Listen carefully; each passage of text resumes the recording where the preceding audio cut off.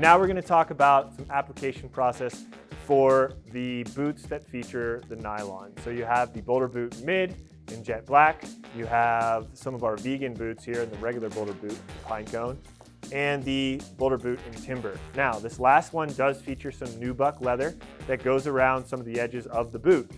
These applications are not going to affect that leather, so just keep that in mind. But with the previous videos, I did mention that some of these sprays and waxes could potentially darken the material of the boot, so please keep that in mind.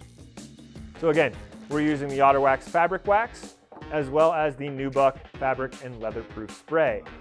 You can use either on all three of these products, but for this demonstration, we're going to show you how to use the fabric wax on these.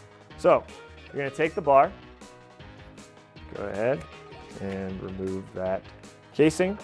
Kaylee, thank you. First thing on the actual boot that you're going to do is remove the laces. So once you have the laces removed, obviously you can tell that I did not get this correct on the first take, hence the reason why there's already wax on the boot. But take the bar, go ahead and start rubbing that into the fabric.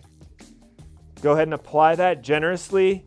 And as I mentioned before, this process especially is going to change the color of the boot. As you can see, it's going to leave residue on there. So to solve that issue, once you've gone ahead and rubbed wax all over the boot, take your finger right here and just rub that in even deeper.